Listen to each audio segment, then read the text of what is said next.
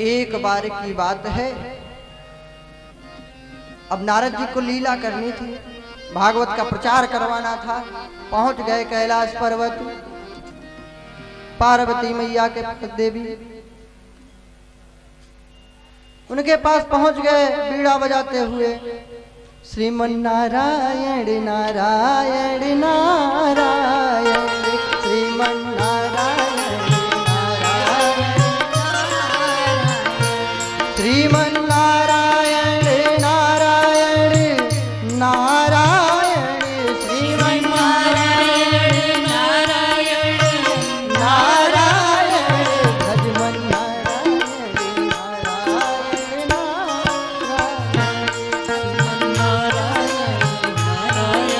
नारायण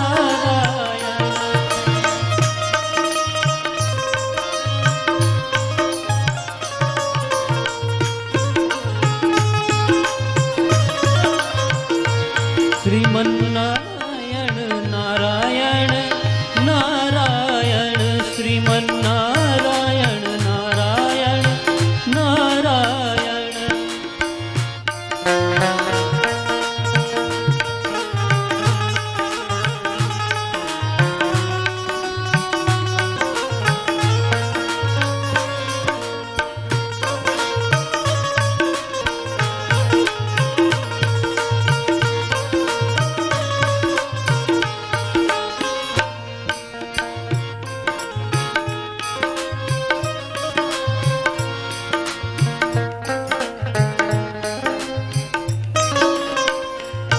पहुंच गए बीड़ा बजाते हुए।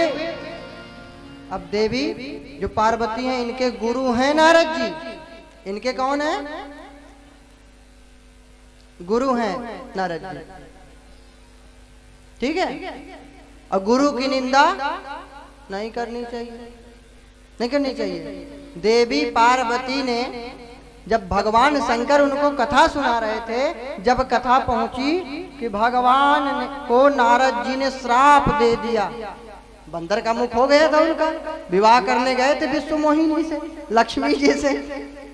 भगवान मतलब लीला कर रहे थे, भ्रमित कर रहे थे दुनिया को शिक्षा देने के लिए। नहीं, नारद जी तो स्वयं भगवान के अवतार हैं, उनको दुनिया की माया नहीं सताई, दुनिया की माया कुछ नहीं कर पाई। तो भगवान जबरदस्ती अपनी योग माया को लगा दिए इनके पीछे। अब उनसे कौन बचा सकता है फिर? तो नारद जी का बंदर का मुख हुआ था, फिर नारद जी नाराज होकर श्राप दे दिए थे। जब ये कथा पहुंची यहाँ तक तो देवी पार्वती ने यह नहीं कहा कि हमारे गुरुजी ने अपराध किया, ना। गुरु की कितनी महानता है, गुरु का कितना सम्मान है, इस कथा से देखिए। देवी ने नहीं कहा भगवान को श्राप दे दिया, बड़ा अपराध किया, ना, क्योंकि गुरु हैं। तो क्या बोला था पता है?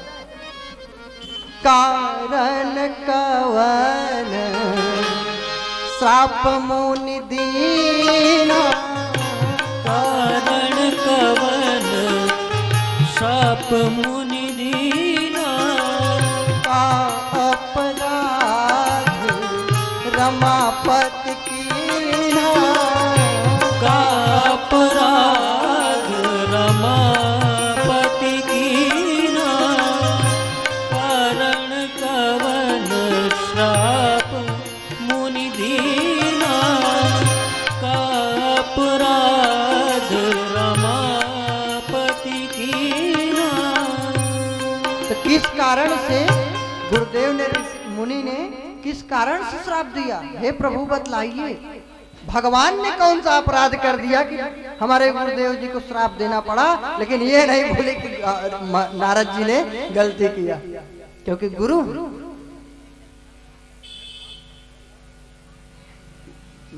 है नारद जी। तो भगवान को बोल दिया कि क्या अपराध भगवान ने कर दिया था कि श्राप दे दिया। लेकिन ये नहीं कहा कि नारद जी ने, हमारे नारद जी ने भगवान को श्राप दे दिया, बहुत बड़ी गलती की। लेकिन नहीं, का अपराध रमापति कीना, क्यों? क्योंकि नारद जी गुरु हैं। लेकिन नारद जी को अब लीला करनी थी। पहुंच गए, देवी से पूछे कि एक बात बताओ कि क्या शंकर जी प्रेम करते हैं कि नहीं तुमसे? कह रहे बहुत प्रेम करते हैं। कहे कुछ प्रेम नहीं करते। 22 ठो मुंड माला पहने हैं, कभी बताए कि किस चीज की है? बोली हाँ ये बात तो सही कह रहे हैं, बताए तो नहीं। कहते क्या प्रेम करते हैं? अब बस काम बन गया, यही तो करने आए थे, नाराज करना था, लीला करना था, बस बीड़ा बजाते हुए किसक लिए। अब देवी पार्वती नाराज, अब मुख फुला लिया, जैसे मधुमक्खी काट लिया हो, हाँ फुला लेती होंगी ना। अब क्या पता, अब तो तुम्हारे पति लोग जाने, पता नहीं पति है कि विपत्ति ना। नाराज,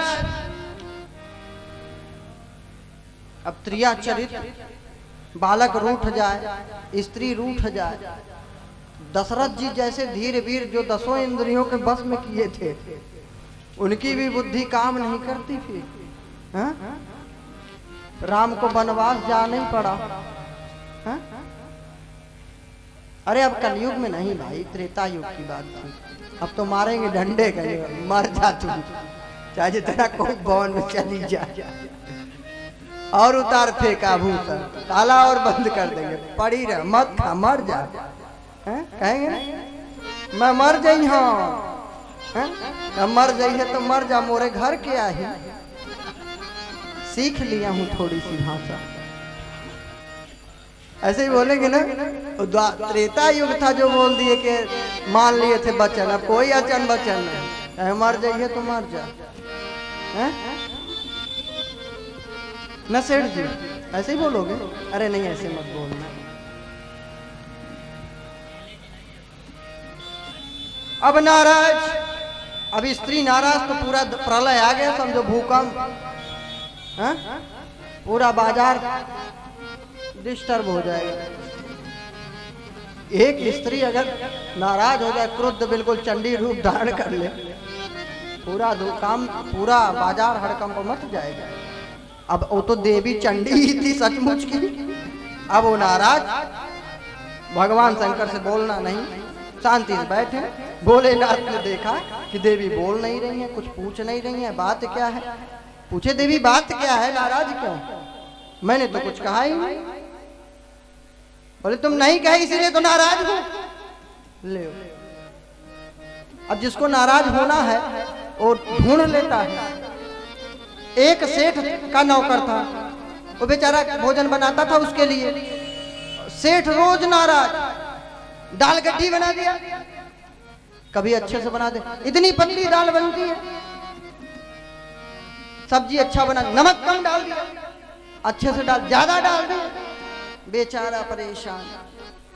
एक दिन बहुत अच्छा भोजन बनाया, सेठ जी बहुत खुश हुए, बहुत अच्छा भोजन। सेठ ने उसको डांटा नहीं, नौकर प्रसन्न हुआ, चलो आज तो पता नहीं किसका मुख देख लिया था जो दिन अच्छा हुआ। हाथ जोड़ के बोला महाराज आज अच्छा था। अब नाराज होने वाले के लिए है, डांट कर बोला बेवकूफ कहीं का, जब इतना अच्छा बना सकता है तो पहले क्यों नहीं बनाया। लो अब जिसको नाराज ही होना है, बोला इतना अच्छा बना सकता है तो फिर क्यों नहीं बनाया था पहले। अब देवी को नाराज होना, नाराज। भोलेनाथ से पूछी कि तुम इतने मुंड माला क्यों पहने हो, बताओ। अरे बोले कि देवी मत पूछो। नहीं बताओ। कहे सुनो देवी, जब जब तुम दक्ष की पुत्री सती होती हो, तुम सती हो जाती हो हमारे अपमान से, तुम्हारा शरीर शांत हो जाता है, तो तुम्हारे ही मुंडों की माला पहन लिया हूं, इतना प्रेम करता हूं तुमसे। अब सती और नाराज, देवी पार्वती और नाराज, इसका मतलब मैं मरती हूं और आप अमर हैं। भगवान भोलेनाथ ने कहा कि अरे नाराज मत हो, तुम भी अमर हो जाओगे, चलो तुम्हें अमर कथा सुनाता हूं। अमरनाथ में बैठे भोलेनाथ अमर कथा सुनाने के लिए। कश्मीर में है, कैकय देश जो था आज का कश्मीर, वहां पे पहलगांव पड़ता है, लेकिन उसका पुराना नाम था बैल गांव। वहां पे नंदी को अपने छोड़ दिए थे, बैल को, वहां का नाम हो गया था बैलगांव, बाद में बिगड़ करके अब हो गया पहलगांव। थोड़ा और ऊपर चढ़ेंगे तो गणेश टापू पड़ता है, वहां पे गणेश जी को बिठा दिए, क्योंकि अमर कथा सबको थोड़ी सुनाई जाती है। और आगे बढ़े, कार्तिकेय जी को बिठाए। आगे और दूर बढ़ेंगे तो चंदनवाड़ी पड़ता है। अब मैं तो गया हूँ, तो अब पता नहीं आप लोग गए हैं कि नहीं। मत जाना, यहीं दर्शन कर लो, बर्फ में क्या करने जाओगे। चंदनवाड़ी में चंद्रमा को छोड़ दिया, चंदनवाड़ी में चंद्रमा को छोड़ दिया। आगे बढ़े शेषनाग, शेषनाग की आकार में जल की आकृति है, वहां पे शेषनाग को छोड़ दिए। अब कुछ नहीं बचा, अब बाघंबर लपेटे, बाघंबर लपेटे हैं, बस अपना बैठे बबूत रमाए। अमरनाथ गुफा में जहां शिवलिंग बनता है बर्फ का, वहीं पे कथा सुना रहे थे। संयोग की बात है कि उसके नीचे जहां बैठे थे कुछ पोल टाइप का रहा होगा, पत्थर में, बर्फ में। एक सुख सावरा तोते का अंडा, अंडे रूप में एक तोता था। भगवान भोलेनाथ अमर कथा सुनाने लगे। अंदर से वह तोता भी सुनता जाता था, और कथा में नींद जरूर आती है, कथा में नींद आने की बीमारी है। अब माता लोग तो पक्का सोएंगे। अब देवी माता भी सो गई। अब कथा में हूं भरती रहती थी। भाई दो लोग जब कथा सुनाएंगे तो बोलना पड़ता है ना, हाँ सुन रहे हैं कि नहीं। एक गुरु कथा सुना रहे थे, चेला सो जाता था, और गुरु जगत क्या सो गया, बोलता था नहीं, जग जाता था, बोले नहीं। फिर पूछे, कुछ देर बाद फिर सो जाए, क्यों सो गया, बोला नहीं। फिर सोया, गुरुदेव ने पूछा क्यों सो गया, बोला नहीं। गुरुदेव भी विलक्षण, चौथी बार उसको जगाया ही नहीं, बोले क्यों जिंदा है, बोला नहीं। अब उसकी नहीं कहने की आदत थी, बोला नहीं। तो बोले तो क्या मर गया, बोला गुरुदेव सो गया था। तो बोले बच्चा यही पहले ही बता देता, बोला तो ध्यान से सुन रहे हैं। देवी सो गई, देवी सो गई। अब हूं कौन कर रहा है, हुकारी कौन भर रहा है, तोता। अब अंडे को फोड़ के बाहर निकल गया। तोता आज भी मनुष्य की तरह बोल लेता है, तोता है कि नहीं। नहीं तो कहोगे सब उल्टे पुल्टे कथा सुना रहे हैं। तोता हूं बोलने लगा, अमर कथा सुन लिया। अब बाद में देखे कि देवी सो रही है, उठाए त्रिशूल, कि हुकारी कौन भर रहा था उसको जिंदा नहीं छोड़ूंगा।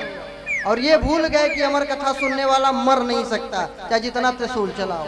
भूल गए, दौड़ा लिए। और वह सुख उड़ता उड़ता सीधे व्यास जी के आश्रम में पहुंचा। इनकी पत्नी का नाम था बटिका देवी।